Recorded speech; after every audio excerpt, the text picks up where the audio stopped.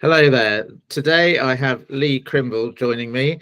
Lee is the Group Managing Director of Vinum Fine Wines, which is 30 years old this year in Asia, 15 years in Europe. And Lee has just been out in Asia to help celebrate that milestone. And he's done a tour of the region.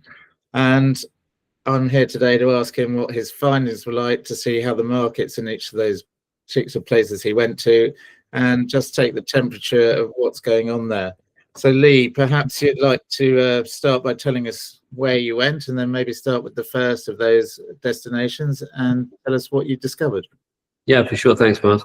No, I had a very positive trip. I was first of all in Hong Kong, spent a few days there seeing some clients, and then headed out to Macau for a couple of days, back to Hong Kong, and then out to Shenzhen in China, where the rest of the Asian team joined us to celebrate our 30 years, and then up to Shanghai, and then I went on to Manila and Singapore.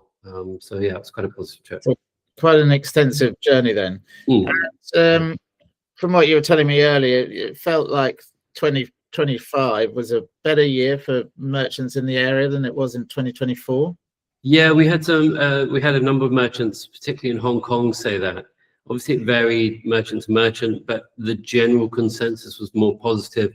I think there's concern at different levels about various issues in the property sector, for example, in China, that's impacted the wine market. But on the whole, it was really pleasing to see quite a different atmosphere and positivity compared to some of the more recent visits over the last few years.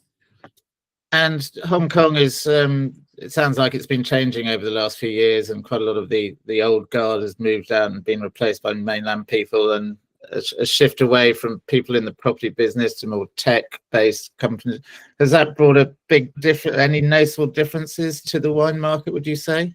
I don't know if we can see it yet in the wine market. Obviously, there was a bit of an exodus of people from Hong Kong, but it seems to have been replaced by, I believe, approximately 1 million kind of high flying individuals from China who have come in, and that's kind of replacing some of the population there.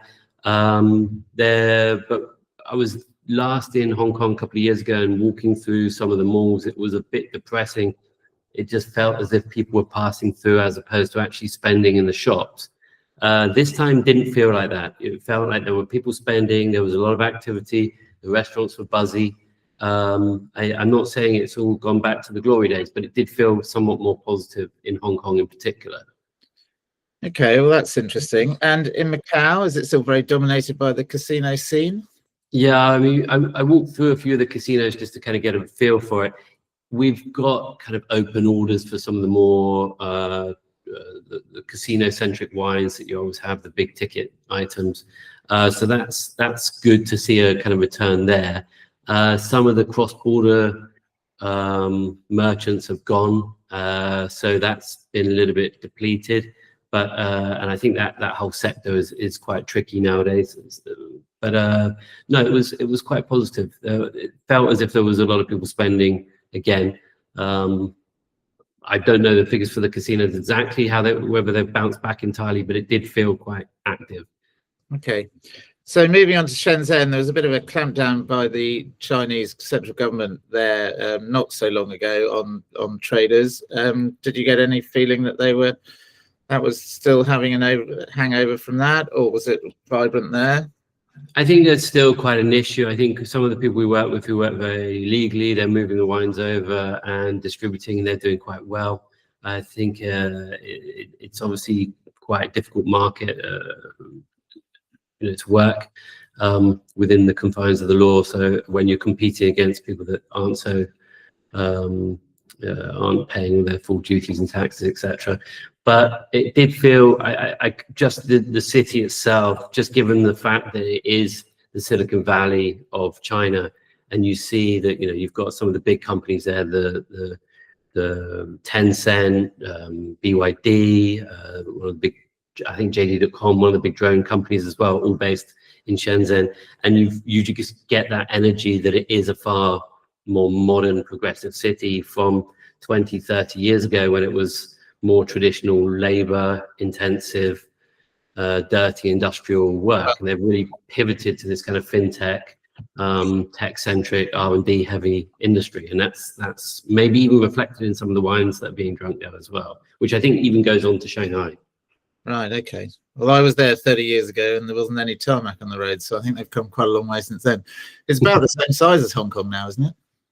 I think economically the whole Guangzhou region is bigger and has been for a number of years, but you've got a number that, Shenzhen itself and then a number of the other cities nearby, all very economically vibrant. So it's a very interesting place to go. Quality of where we stayed in a very nice hotel with the whole team as well, because our team joined us from Singapore and the region.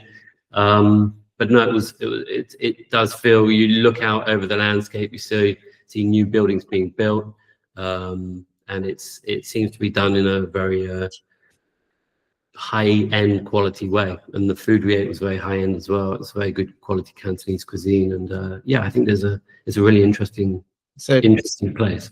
Certainly on the map then, and something that we need to think about. Yeah. So on to Shanghai, and what are your feelings there?